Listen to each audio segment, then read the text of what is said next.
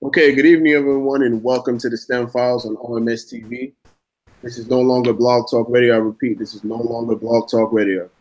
I'm usually joined by my co-host Jabril, aka Jabrilliant Engineer, but unfortunately, he's not able to make it today. He's getting some rest. He's been traveling a lot lately, back and forth from here to here in Japan.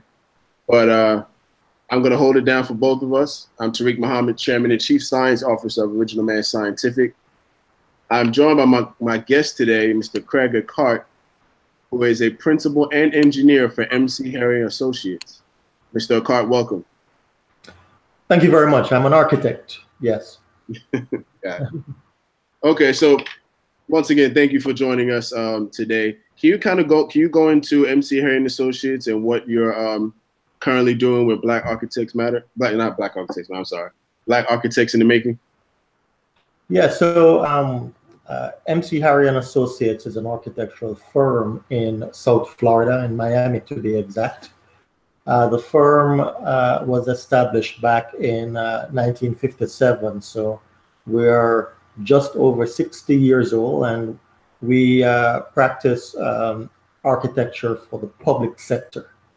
So most of our clients are clients like local municipalities, schools, whether it be K through 12 or higher education. We do have a couple of private clients, but most of our clients are public sector clients. And we do architecture like schools, courthouse renovations, fire stations, renovations of universities, and building of new buildings and universities. For instance, one of our clients, the Florida International University, we've been very active there. We've been very active with the Miami-Dade County Public Schools and Broward County Public Schools, and of recent Palm Beach Public Schools. So those are our clients pretty much, and that's the sector that we focus on for most of our practice. Awesome. Now, can you tell us the story behind MC Harrison Associates and how it came to be? Yeah, sure. So the original founder is a gentleman called Milton Carlisle Harry, hence the name MC Harry. So he established a firm way back in 1957, pretty much a very small firm that dealt predominantly with, residences and so forth. Over the years, we started doing public sector work.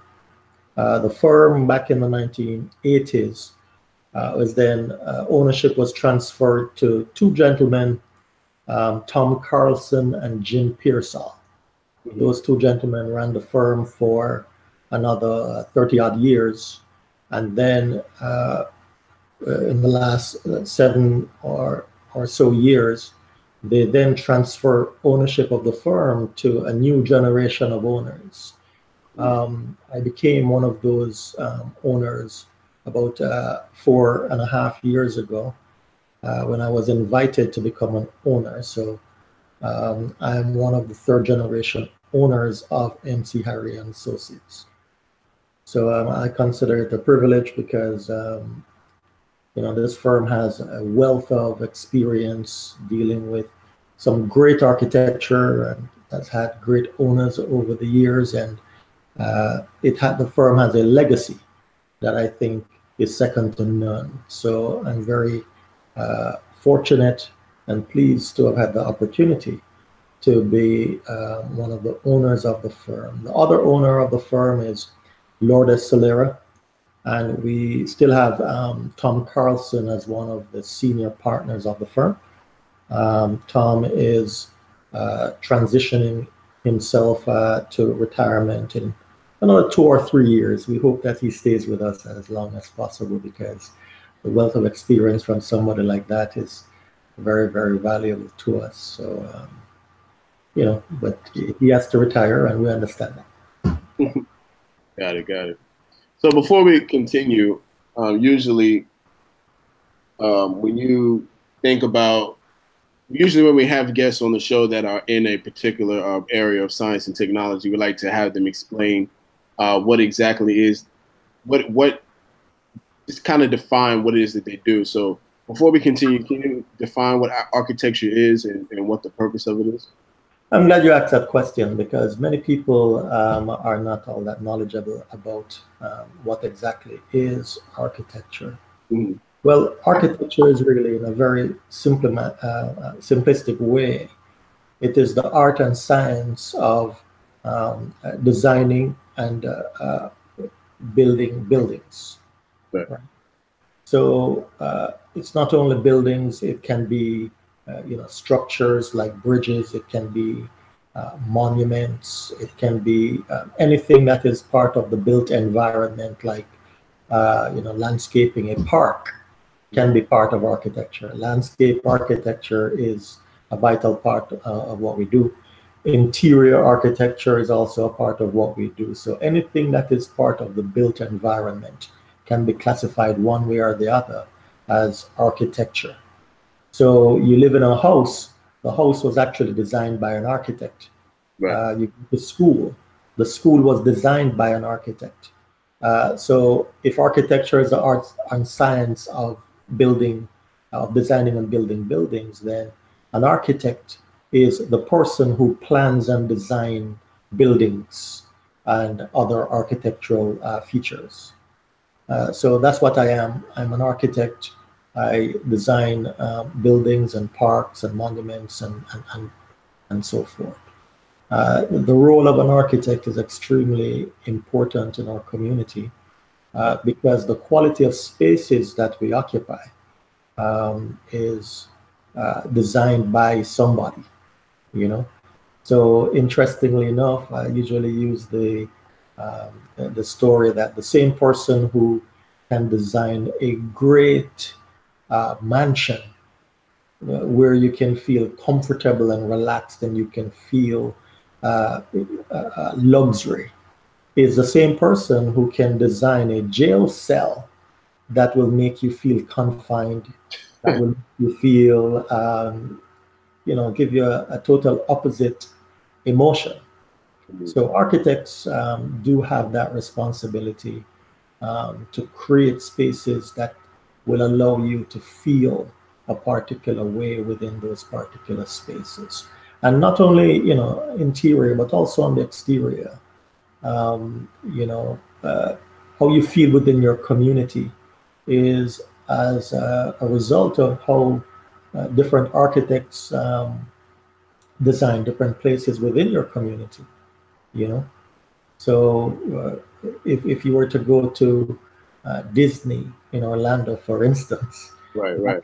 our feel of that theme park was designed by somebody because they wanted you to have that particular feel, right? That's one extreme, but that is real, you know. And then you can also have a totally different feel going into certain other communities as well, where probably not enough care was taken to give the occupants of that community a feeling of pride and a feeling of self-worth, you know. So,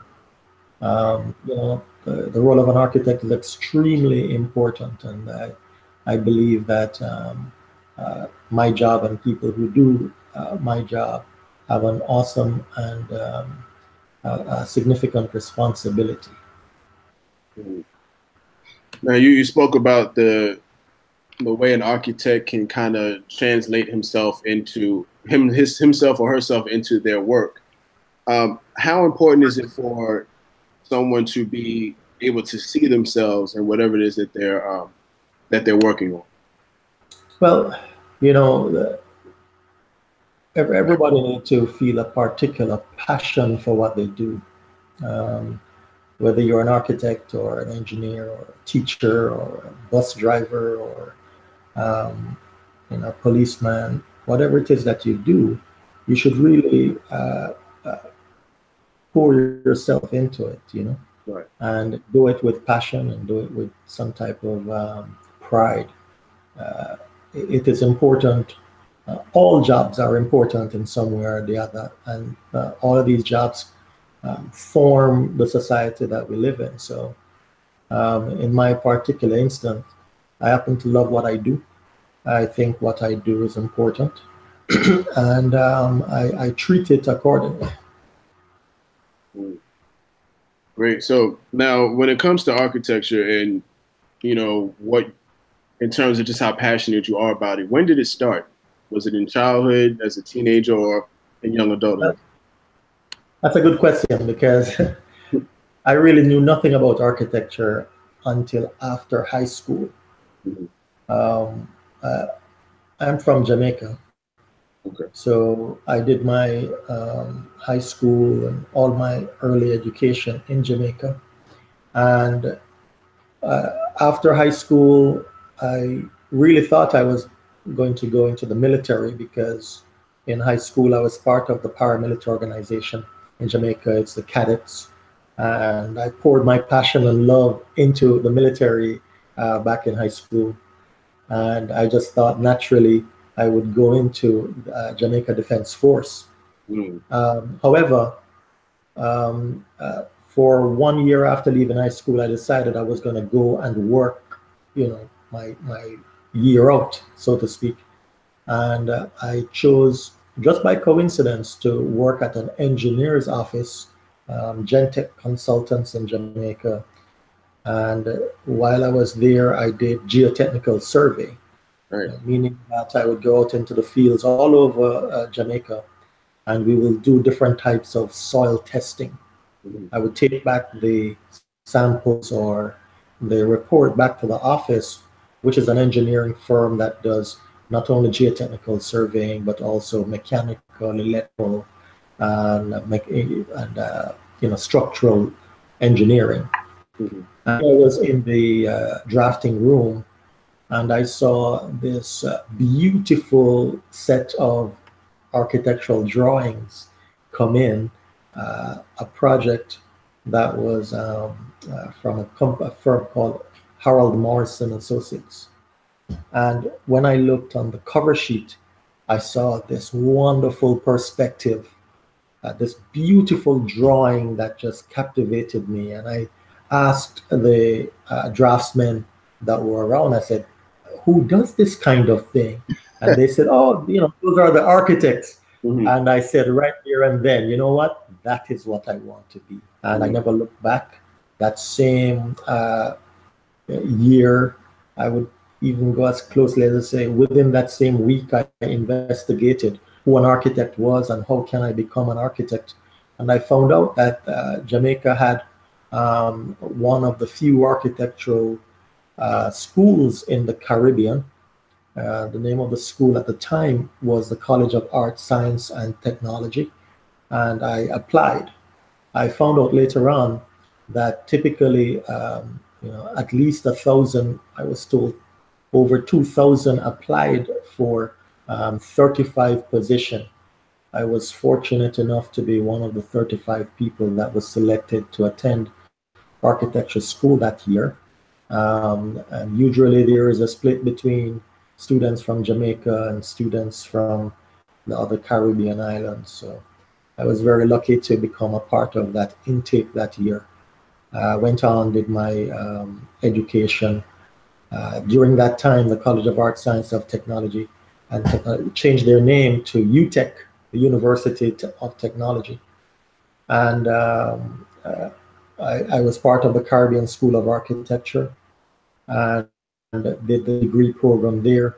I then worked for a year after the first degree, went back and did my Master's of Architecture, graduated in 1998, and became a registered architect a couple of years after that. And then while I was working for Harold Morrison and Associates, we decided to split ways. Looking back at it, it wasn't planned at all. It was one of the things that I probably regretted. But life is what it is, and I'm happy that I made that decision in retrospect. But I left not on good terms, And that was my greatest regret, because that firm is a wonderful firm in Jamaica. I still have great respect and admiration for the leadership there. But while I was in Jamaica, there was a need for a particular type of architect, because I did three-dimensional modeling in Jamaica, and they needed somebody in Miami, and one of our sister firms up there, a company called APEC Consultants, and so I worked for APEC Consultants Jamaica, but we teamed up with APEC Consultants Miami doing projects, and I went up for a short period just to help out with one project, and that project multiplied into numerous projects, and I realized that I had to, I couldn't work from Jamaica anymore.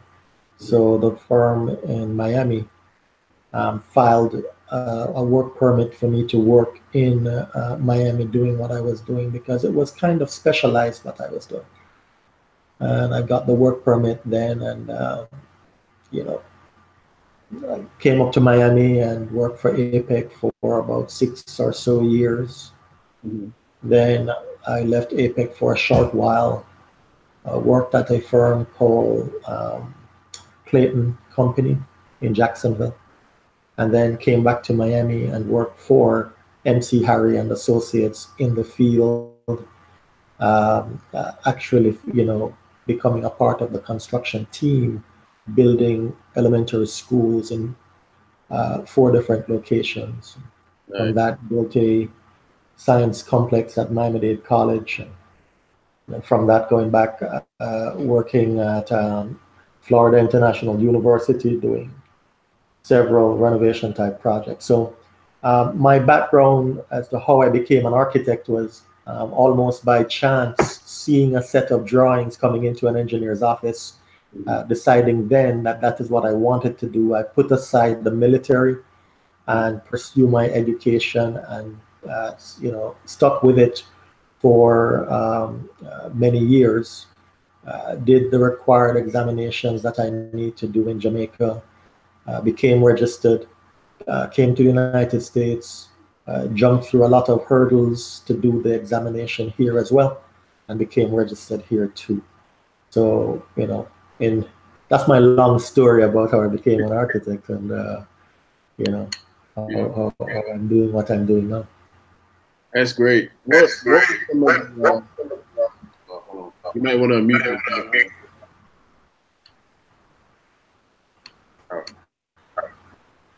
So what were some of the hurdles that you had to jump through when you came to the United States? Well, because I was educated in a foreign country, the National Council of Architectural Registration Board, or NCARB, has a process to my education in Jamaica had to be evaluated. So I had to get the administration from the Caribbean School of Architecture to send up a lot of their course descriptions and course outlines and so forth, to present that as documentation proof to the NCARB that my education in Jamaica was on par with the education here in the United States. So once that was done, that took probably about 6 months or so to do. Then I had to go through an internship development program back in those days. That name has changed today to the Architectural Experience Program, AXP. But I had to complete many hundreds of hours of internship working under a supervising architect, where various areas of experience had to be logged. In other words, you have to do many hours of, construction documentation or programming, or attend meetings and construction administration, etc. You have to be able to gain the kind of experience that the NCARB require you to gain before you can even sit the architect registration exams, the ARE. So after completing all of that experience, had my education evaluated and so forth, I then had to sit 7 exams. And those 7 exams vary from programming and planning to construction documents to structures, you know, and you have to pass those exams and before you can be registered. It took me about a year to pass all 7 exams, which is, you know, not too shabby. Usually people take many years to pass those exams. But because of my years of experience, it became a little bit easier to me because I'm in the practice for a little while. And, you know, it also came because I studied hard and I took it seriously and I wanted to become registered. But, you know, for quite some time, actually, when I was here in the United States, I was told by, you know, my peers and so forth that it really doesn't matter if you're registered or not. You won't get any increase in salary or you won't get any increase in responsibility if you're registered or not. And of course, as human nature is, you know, you kind of tend to want to take the path of least resistance. Yeah. Of course, you'd sit by and years pass and you have not taken them because it's just the easier path to take. But, you know, I was encouraged also by other peers to, hey, go ahead and do the exam, you know. And I did it because I wanted to, a sense of accomplishment. I wanted to know that I've gone, you know, to the full extent that I can go in my profession.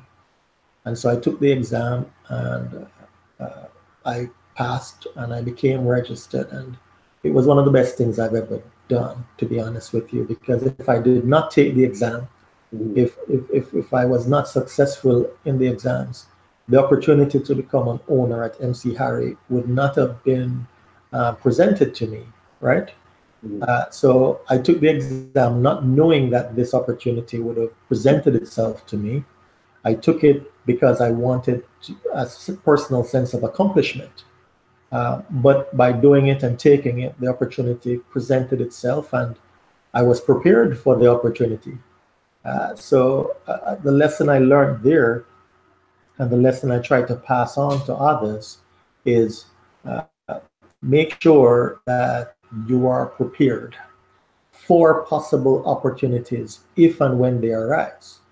It is best for you to be prepared for something that never comes than for you not to be prepared and then an opportunity comes and you can take advantage of it because you're just simply not prepared for it, you know. So I'm encouraging everyone out there who have sat back and said, it doesn't make a difference whether I do the exam or not. I'm encouraging everybody, do the exam, complete what you started in school, become registered, because you never know when an opportunity will arise that require you to have the registration. Yeah, so that's that. Wow, you know, I've always found architecture as an interesting field of endeavor. In fact, my brother-in-law, I believe he's turning 16 in a few months, and he's interested in going into the field of architecture. For young people in that particular age group, and this is a question geared towards Black architects in the making. How do you get children in that age group, early 20s even, how do you get them interested in architecture? And what are some of your own personal methods that you use when you're speaking to a young person? Well, let me talk a little bit about Black Architects in the Making program, or BAM as we affectionately call it.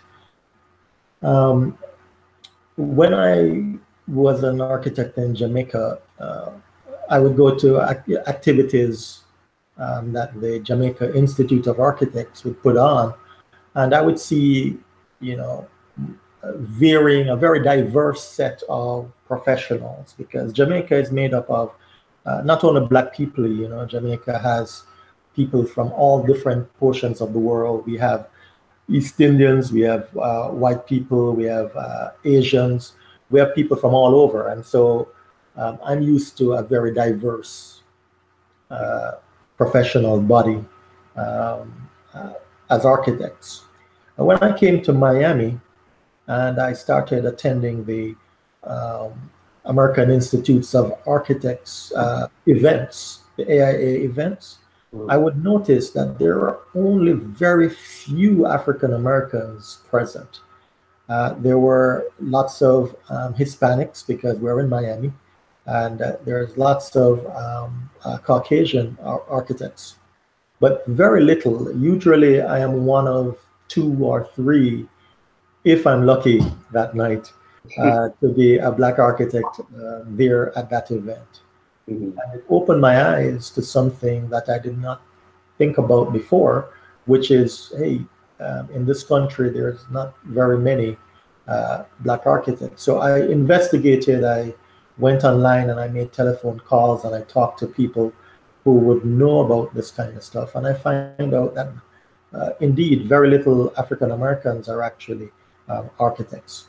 I also found out later on that uh, it is mainly because a lot of African American kids don't know about architecture as a profession. So how are you going to become an architect if you know nothing about the profession? You know, so to me, I saw it as an opportunity to become involved in the AIA, to become actively involved. Here is an area where I could probably make a difference. And so I chose to start a program that was modeled after another program that was in the AIA Miami, a program called Architects in the Making, or AIM.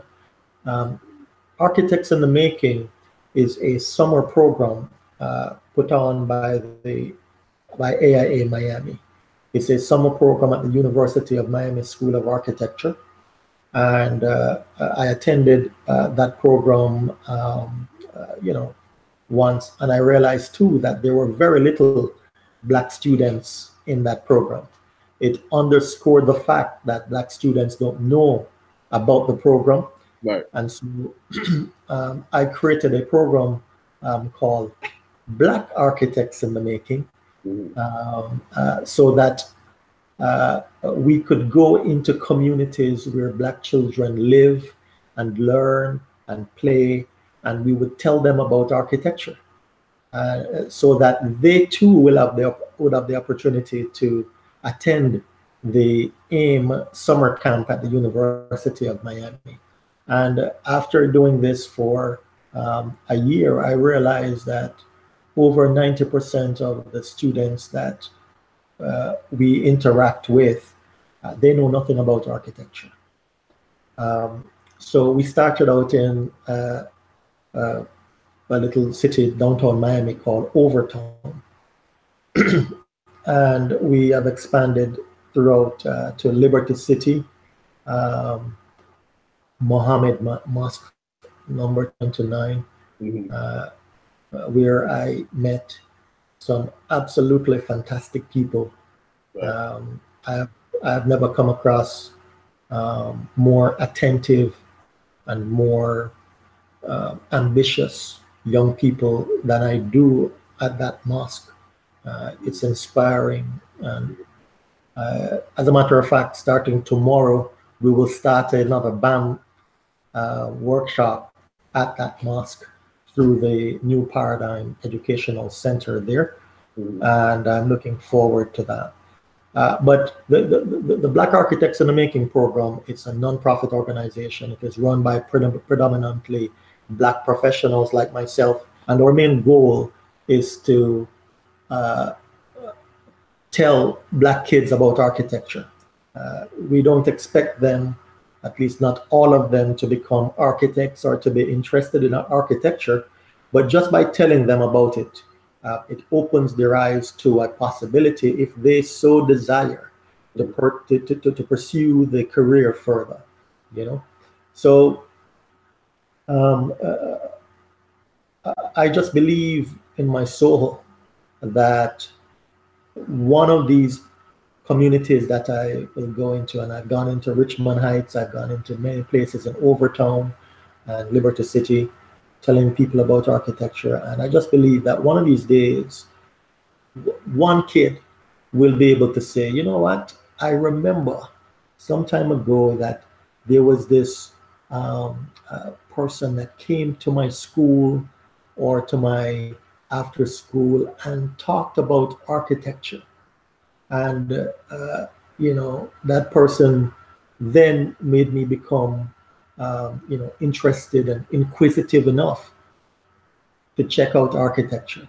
And then they move on to become architects. So if one person in the next 10, 20 years do that, then this effort that we're doing with the Black Architects in the Making program would be worthwhile, Interesting statistics, by the way, that there are about 100, and I just found this out, this exact figure recently. There's about 133,000 registered architects in the United States. Mm-hmm. And of that figure, we have about 2,000 Black architects. Wow. And, I say Black architects because it's consisted of people like myself who are from, the Caribbean, and, there are people from the motherland and so forth who make up part of that 2,000. So we are less than 2% of the amount of registered architects. And another interesting fact is there are only about 400 Black female architects in this country of 360 million people. Right. So that is of some concern there. And I think as a nation, we're losing out because we don't have the diversity that we need to have in something as important as architecture in this nation. If you think about all of the various art forms that there are, and think of the contributions that African Americans have made, you will realize that, hey, there is a problem here. Yeah, I mean, can you think of music without the influence of Black people? No. Absolutely not. Can you think about dance without Black people? Can you think about the theater? Can you think about poetry, literature? And the list goes on and on and on and on and on, that Black people have contributed in a very significant way to putting the United States on the map as a country to be reckoned with, because of the creativity, because of the passion, because of the contribution that Black people have made to this country. Now, if that is true for music, if that is true for theater, for dance, for speech, for literature, etc., then what are we losing out as a nation by not having more Black architects? I have a thesis that as great as our architecture in the United States is, and it is, we as a nation, we are missing out on something greater because of the lack of participation of our African American brothers and sisters. Yeah. So it is with this knowledge and with this passion that we pursue the Black Architects in the Making program. And we believe that although we won't see the type of results that we want to see in the very near future, I believe that my children will have more Black architects in this nation than we certainly do right now. So I'm pushing on with the hope that just as our music is phenomenal within the world, our literature, our dance is phenomenal, that our architecture will also benefit from the participation of more Black people in the profession. That's one of the. Can you do me a favor? Can you mute your background? Can you do what? Can you mute your background? Okay. I should give you an option at the top.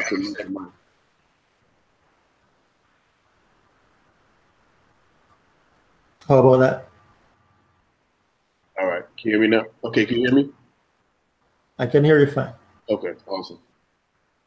So one of the things that Original Man Scientific is doing is we want to also increase the level and interest of science and technology in the Black community, as well as doing that same thing with the Ministry of Science and Technology.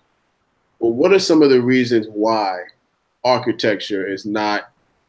Why is there such a low knowledge level of architecture in the community? What about it has it being so, um, just not well known about, or young people don't know enough about it? What about architecture is doing that, or is it architecture?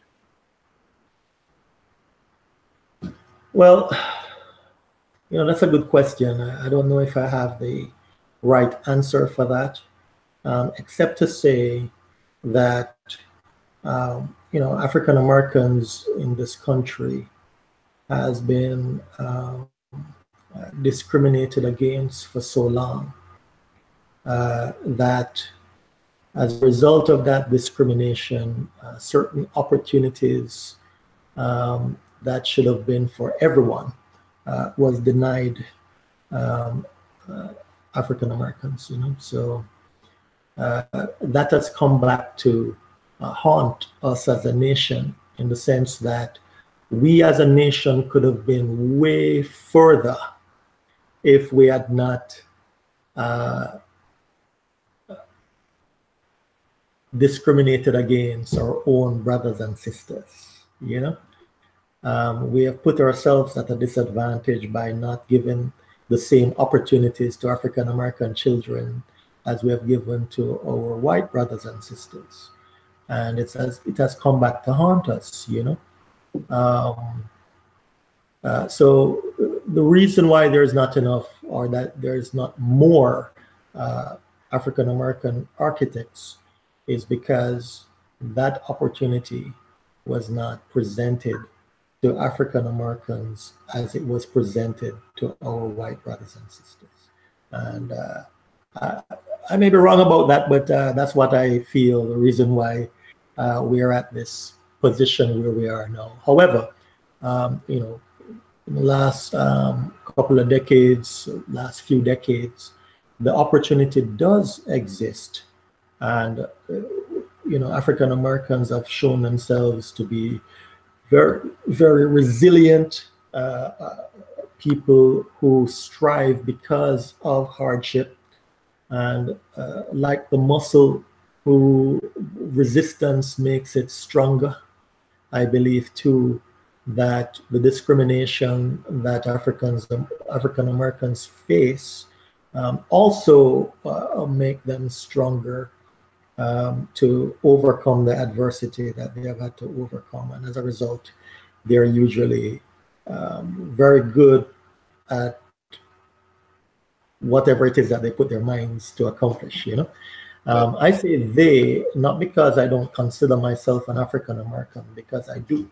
I identify with African Americans. As a matter of fact, I feel indebted to those who have been, flogged and jailed and beaten and bitten by dogs, and people who have given their lives, because it is because of them why I have the opportunity that I have today. Mm-hmm. And so I feel a sense of indebtedness to those who have gone before. Right. I think that I'm in a position to help their great grandchildren to consider architecture, and therefore I must play my role in my neck of the woods, right, to at least inform their generation, Absolutely, about architecture. So when I say African Americans, I consider myself a part of that. I certainly consider myself as a Black American or a Caribbean American or whatever it is that you call it. We're all in the same boat together, you know. When somebody look at me, I'm sure they don't see Caribbean American. They see a Black American. That's totally fine with me. I'm proud of that, and I'm glad to be part of what I consider to be a very talented and a very dynamic and a very, very powerful set of people, you know. So yeah. That's beautiful. You know, I admire you to a degree because I've encountered a lot of scientists and engineers who are from other countries and received most of their educational training from that particular country that they're from. And you have a more welcoming and a more humble persona to you compared to those that I have encountered and worked with.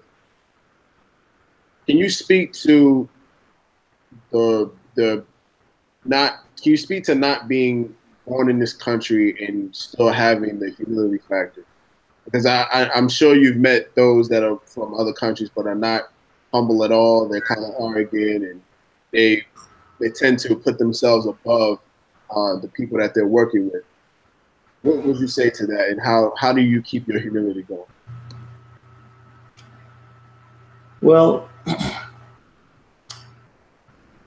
I do see some of what you're talking about there, and I don't know if it is something that is deliberate or it is something that's subconscious, you know. Mm-hmm. But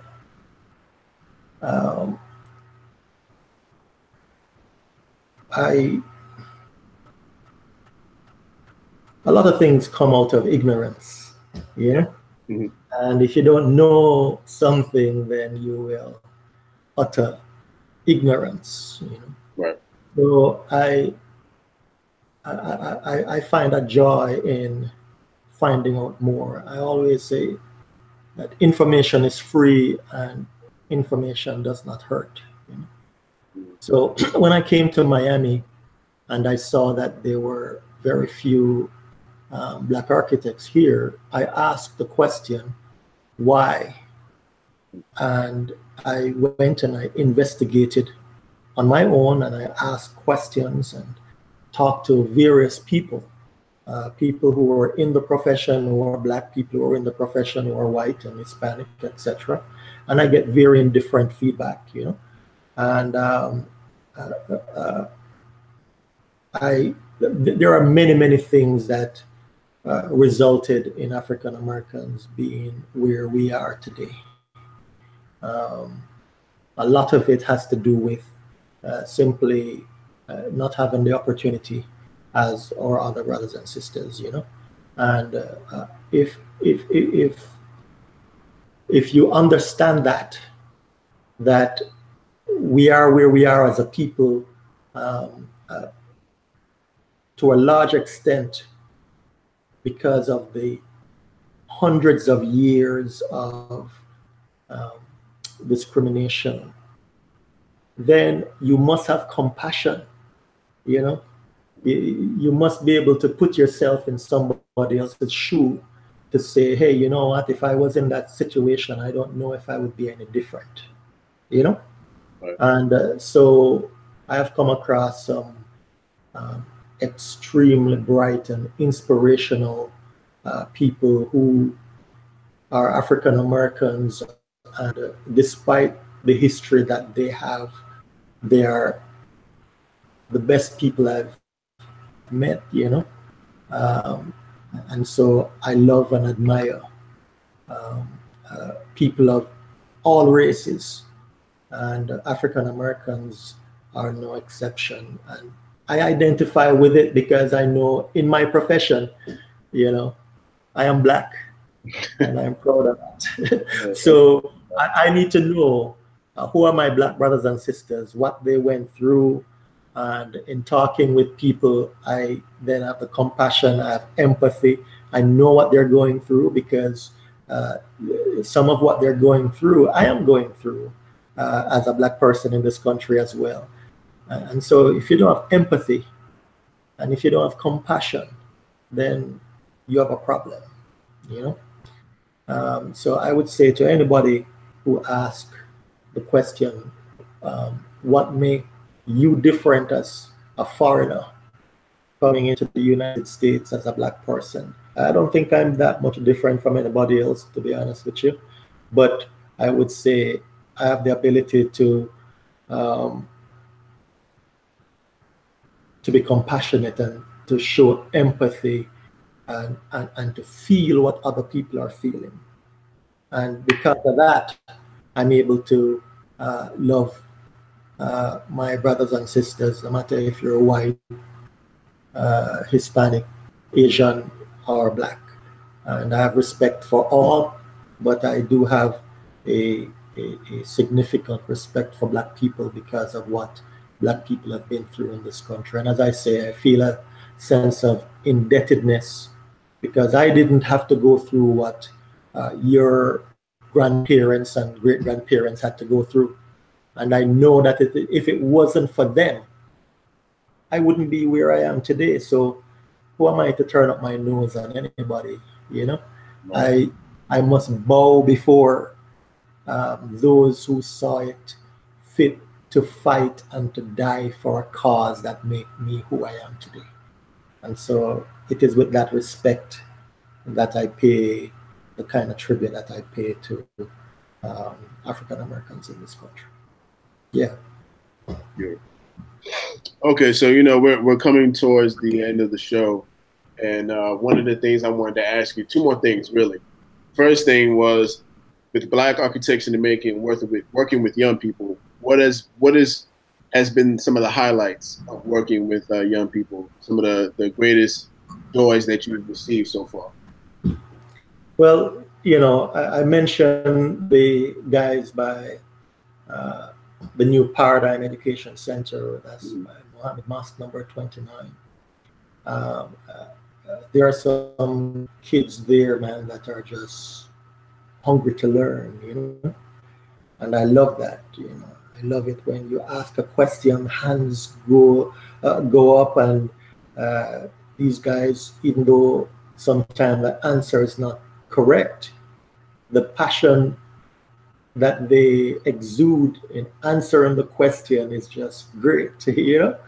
Yeah. And the discipline that the teachers there instill in these kids is extremely important, because I do see a difference between that particular education center and others that I've been to, where the level of discipline is not exactly the same. And you still love all of the kids, you know, you still admire all of the kids that I come across, because if you don't do that, then what exactly you're doing? All the kids, from those who behave in a great, respectful way to those who just don't know better. You still have to have a certain love for kids, you know? Right.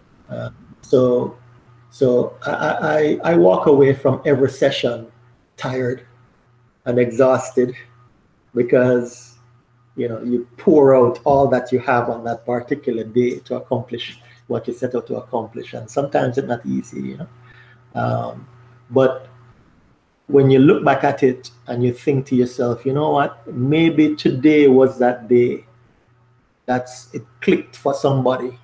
For one of those kids, it clicked to say, hey, yeah, this is what I want to do. Or you still have the hope that perhaps many years from now, when it is time for them to select a career, they would think to themselves and say, you know what, Mr. Carr had talked about architecture, and he had tell us some advantages and so forth. And you know what, I'm going to consider that.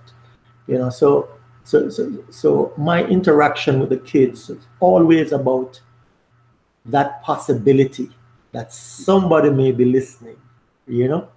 So, you know, that's what I walk away from with these kids all the time, that maybe, just maybe, somebody is listening, and that I may have inspired somebody to pursue architecture or engineering, construction, whatever it is, I just want them to do something with the talent that they were blessed with.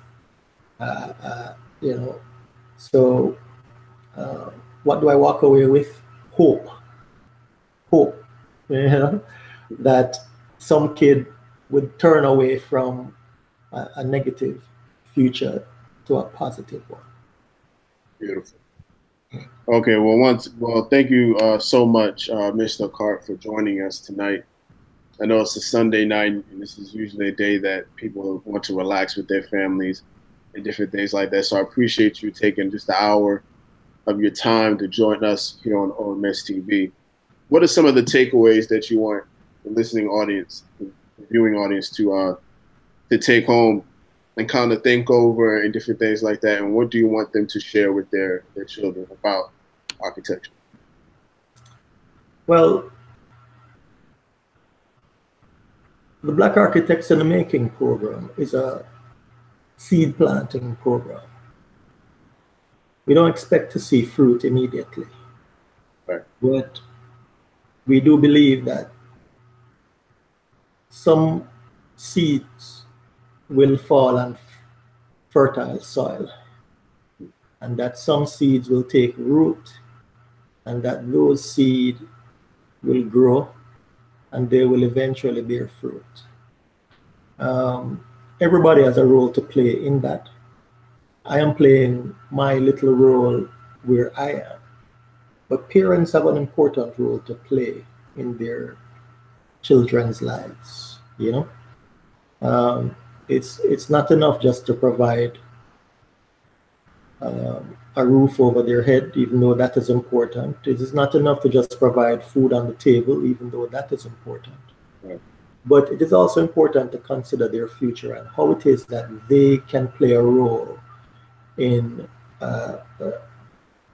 this nation and in their community and in their future families. A person is a whole thing, and African Americans have shown that they're capable of great things, and but it has to be nurtured by everybody, by the entire community, by me, by you as a parent, by you as a friend, you as a teacher, by you as a policeman. Everybody has a role to play, and everybody should do their part in their neck of the woods. That's all that I'm doing in my neck of the woods. I don't think that what I'm doing is anything more than anybody else. I'm just doing my part. That's all it is. Great. Yeah. Okay, so how can people find out more about MC Harry and Associates, BAM, and how can people contact you as well? Well, MC Harry and Associates, we do have a website, www.mcharry.com. We do have a very, very active community outreach through the Black Architects in the Making program, which is also part, by the way, I should mention that the Miami Center for Architecture and Design is the umbrella under which the Black Architects in the Making program is housed. It is housed there because it is a nonprofit entity.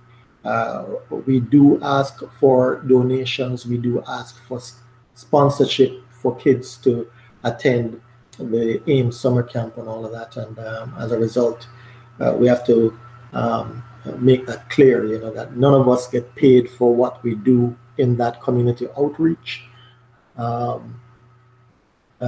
MC Harry will continue to do their part in the community to educate kids, whether you're Black, whether you're Hispanic, whether you're white, to tell kids about architecture. We feel that we have a role to play there.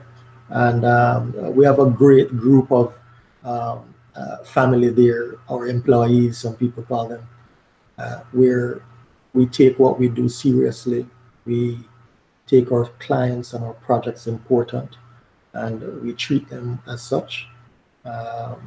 So we have a great set of people at MC Harry and Associates, man. We have a lot of help.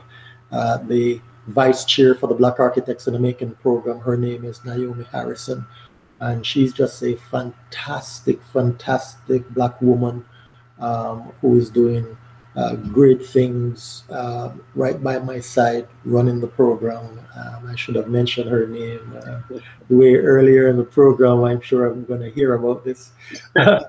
But she's fantastic, and the leadership at MC Harry is fantastic. The support that we get from MC Harry and from our peers in the architecture profession is just phenomenal. You know, nobody has ever said to me, "Yeah, Craig, you're wasting your time." Everybody have been extremely encouraging. You know, Cheryl Jacobs and Marilyn Lugo from AIA Miami has been extraordinarily supportive. You know, Umberto Ramos from the Architects in the Making Summertime program, you know, my co-chair, is just absolutely encouraging, and this entire experience is just fantastic. Beautiful. And how can people reach out to you? Is there email or phone? Well, my email address is C and then my last name, Aquart, spelled AQUART, at mcharry.com. That's where you can reach me. You know, I'm open to any suggestion and advice. I should mention also, by the way, that the Black Architects in the Making program is a program that we don't want to just keep to ourselves. We want that program to be broadcasted throughout the nation. We do have the program is going to be expanded into the Orlando area. One of our volunteers who used to attend the Florida International University, he's actually going back to Orlando to start working, and he's going to be taking the program up there to the AIA Orlando area. So I'm excited about that. He's excited about it too, and we're going to get that moving. We're also going to be taking the program into the Broward County area, just north of Miami here, and I'm excited about that. So, you know, we're going to be expanding, and more children will want to know about architecture, and we're hoping that we will change the diversity in the profession in the probably not near, but in the middle. You know, 10 years from now, I'm sure it will make an impact. 20 years from now, definitely. Yeah. Awesome. Well, this has definitely been a great conversation. I do thank you again so much for joining us tonight. For those who are watching, this has just been another edition of the STEM Files on OMSTV, no longer on Blog Talk Radio. Before you go, don't forget to hit the like button. Also subscribe to OMSTV right here on YouTube. Also be sure to follow us on Instagram at OMS_TV. Once again, that's OMS_TV. Also, if you want to find out more information about Original Man Scientific, visit us at omansci.com. That's OMANSCI.com. Once again, that's OMANSCI.com. And the same thing for Instagram, OMANSCI_. Again, this has been another edition of the STEM Files. Well, as my co-host would usually say, another cracking open of the STEM Files. Mr. Aquart, I do plan on reaching out to you to have some workshops along the East Coast, like I was trying to do last year. But now we're actually able to, now we have a little bit more freedom when it comes to working with other organizations and so forth. It would be my absolute pleasure to work with anybody who's about educating young people about architecture. Thank you very much for having me. Absolutely. I really appreciate the opportunity to come by and to be on your program. I consider it a privilege and an honor to have been on it. Okay. Cool. Thank you so much. You have a blessed one. Okay. Thank you very much. And you. All right. Good evening, everyone. Peace.